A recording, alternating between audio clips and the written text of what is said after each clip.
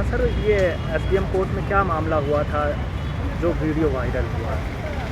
इसके बारे में मैं जो मीडिया में चल रहा है सब जगह वो अधूरा सच है, पूरा सच से मैं आपको अवगत कराता हूँ। ये हमारे त्योंथर अंतर्गत एक महेवा गांव है जहाँ एक बंटवारे का प्रकरण मेरे न्यायालय में 15 मार्च 2024 को दर्ज हुआ था। उसमें दर्ज होने के बाद उभय पक्षों को संबंध तामील हुआ।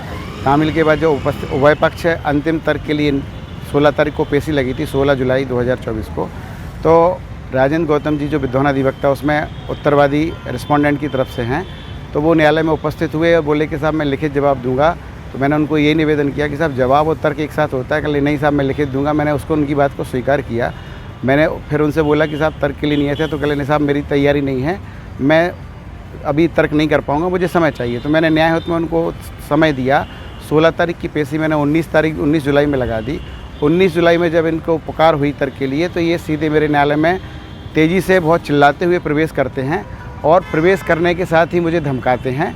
और इनका जब चूँकि ये न्यायालय में प्रवेश किया और चिल्लाए कि ऐसा न्यायालय चल रहा है, रोज़ाना न्यायालय चलता है क्या, न्यायालय में रोज़ाना पेशियाँ होती हैं क्या, मेरे पास कोई काम नहीं है क्या, मैं एक ही काम करता रहूँगा कि न्यायालय में खड़ा रहूँ।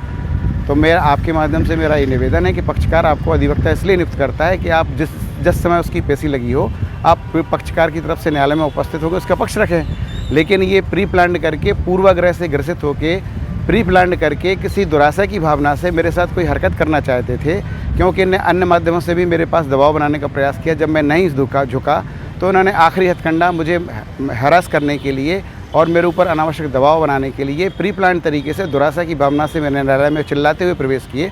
जब ये चिल्लाते हुए प्रवेश किए तो मैं इनकी मानसिकता को समझ गया, इनके आशय को, दुराशा को समझ गया।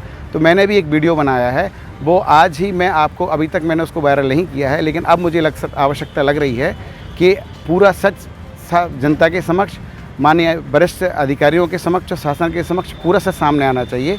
तो मैं आज ही उस वीडियो को मैं अपनी तरफ से भी वायरल करूँगा, ताकि पूरी सच्चाई सबके सामने आए और उसमें जनता और न्याय करे, हमारे वरिष्ठ अधिकारी न्याय करें, माननीय मध्य प्रदेश शासन न्याय करे कि मेरे साथ जो हरकत हुई है उसका क्या, अगर मेरे साथ कोई न्यायालय में अगर मेरा कोई अपमान आत्मसम्मान को ठेस पहुंचाता है, तो ये केवल मेरी क्रिया की प्रतिक्रिया थी। मेरा कोई पूर्वाग्रह नहीं था उनके प्रति, ना कोई मेरा दुराशय था, ना मैं केवल न्याय के उद्देश्य के लिए बैठा था। मैं झुका नहीं, मैं बिका नहीं। इतना मेरा, अगर किसी को लगता है कि ये मेरा अपराध है तो ऐसा अपराध मुझे स्वीकार है, क्योंकि मैं न्याय के लिए बैठता हूँ, न्याय की कुर्सी पर बैठता हूँ, तो केवल उद्देश्य मेरा न्याय करना होता है। किसी के आगे मैं दबाव न प्रभाव में झुकता हूँ, न मैं कार्रवाई करता हूँ।